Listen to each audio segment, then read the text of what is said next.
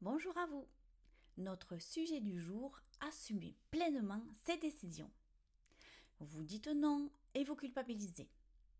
Pour une fois, vous faites quelque chose pour vous et vous culpabilisez. Vous décevez quelqu'un et immédiatement vous vous demandez si vous avez mal agi.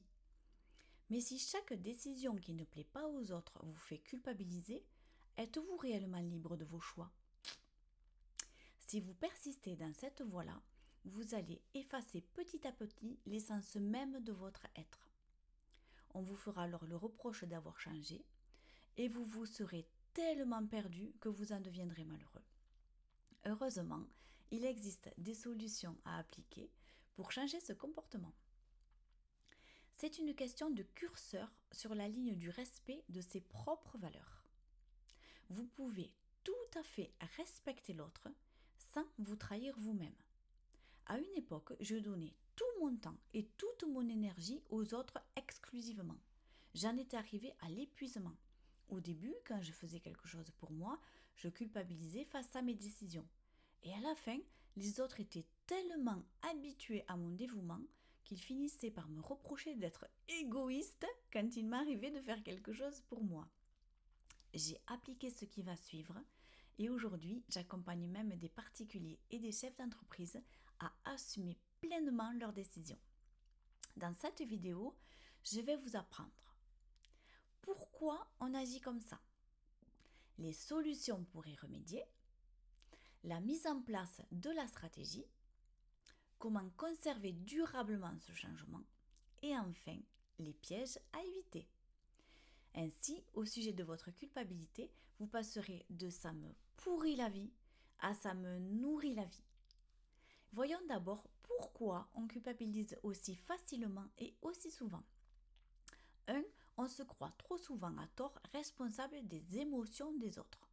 Nous assumons la responsabilité de nos paroles, de nos actes et de nos décisions. C'est normal. Par contre, nous ne portons pas le poids de la déception, de la frustration ou du mécontentement que cela peut provoquer chez quelqu'un. Attention, je ne dis pas qu'une parole ne peut pas être blessante ou qu'un acte ne peut pas être maladroit. Par exemple, une insulte, c'est un message fort pour piquer l'autre, le vexer ou le provoquer. On est donc pleinement responsable d'avoir envoyé l'insulte, mais sa réaction, c'est son problème. Autre exemple, vous dites non à un collègue qui vous demande un service pour la énième fois. Ça peut le décevoir. Cela ne signifie en rien que vous avez mal agi. Décevoir quelqu'un n'est pas forcément lui faire du mal, et encore moins sciemment. 2. On confond trop souvent être une bonne personne et faire plaisir à l'autre. La règle intérieure édictée semble être pour beaucoup: si l'autre est content, je suis quelqu'un de bien. Progressivement, on s'adapte en permanence aux autres, comme si on redécoupait constamment son propre vêtement pour plaire à la personne qui se trouve en face. À la longue, le morceau du tissu devient trop petit et nous complètement vulnérables, à la merci des émotions de chacun. Quand on se retrouve seul face à soi-même, la culpabilité repointe le bout de son nez. 3. Nous avons peur du jugement et des répercussions relationnelles. Derrière la culpabilité se cache souvent une peur. Que va-t-il penser de moi? Va-t-elle m'en vouloir? Va-t-on me trouver égoïste? Et si je perdais son affection? Cette forme de culpabilité cache la peur de ne plus être aimé de l'autre. Et si vous vous détachiez enfin du regard des autres? Dans un instant, je vais vous énoncer les solutions pour y remédier. Si vous êtes vous aussi atteint de ce détestable sentiment de culpabilité et que ça vous met en souffrance, on peut prendre le temps de regarder ça ensemble et de l'adapter à votre situation. Il vous suffit de remplir le formulaire qui se trouve en description. Maintenant, passons à 3 solutions pour sortir de ce schéma. Première solution, distinguer faute, responsabilité et inconfort. Posez-vous ces 3 questions. Ce que j'ai fait est-il contraire à mes valeurs? Ai-je réellement causé du tort ou simplement provoqué une déception? Suis-je responsable de la situation ou simplement mal à l'aise face à la réaction de l'autre? Deuxième solution, Ne vous demandez plus ce que les autres vont approuver ou ne pas approuver. Dites-vous plutôt, est-ce que j'assume mon choix? C'est bien connu, on ne peut pas plaire à tout le monde. Le véritable changement à adopter consiste à voir à travers notre prisme plutôt qu'à travers celui des autres. Il faut se positionner sur la cohérence de notre décision avec nos propres valeurs et nos propres responsabilités. Troisième solution, accepter de ne pas être compris. Vous pouvez expliquer votre décision. Vous choisissez de rester respectueux. Vous décidez d'écouter l'autre. Mais vous ne contrôlerez jamais son interprétation. Elle lui appartient. Assumer une décision, c'est parfois accepter que l'autre pense que vous avez tort. C'est précisément là que commence la liberté. Question. Seriez-vous aussi sévère avec autrui s'il agissait de la sorte? À méditer. Il est temps de passer à la stratégie. Méthode numéro 1. Passez votre décision à travers le filtre de la culpabilité. Est-ce que je le veux réellement? Est-ce que je le fais par choix ou par peur? Est-ce que je pourrais assumer les conséquences de mon choix? Si les réponses sont claires, vous pouvez avancer. Si elles ne passent pas le filtre, vous devrez vous repositionner. Méthode numéro 2. Passez votre décision sur la balance. Le poids du oui, si je choisis de le faire, j'en accepte le coût. Le poids du non, si je choisis de ne pas le faire, j'accepte le risque que l'autre soit déçu. La balance reste alors à l'équilibre et vous restez cohérent avec vos valeurs. Cette méthode fonctionne en famille, en couple, aussi bien qu'entre amis, avec les collègues, avec des demandes professionnelles, avec les invitations, les engagements et même avec les changements de vie. Méthode numéro 3, l'échange de lunettes.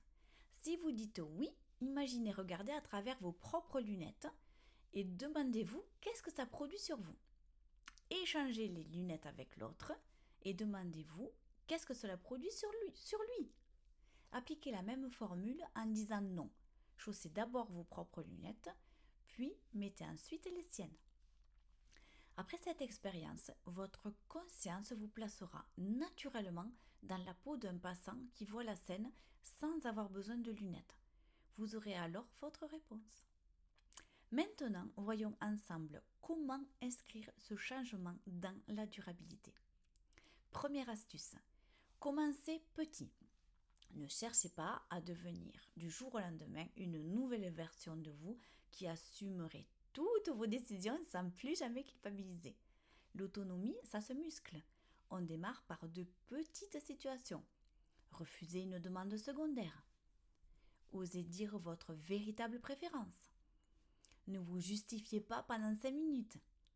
Prenez une décision sans demander 3 avis. Deuxième astuce, ne cherchez pas à supprimer complètement la culpabilité. C'est une nuance importante.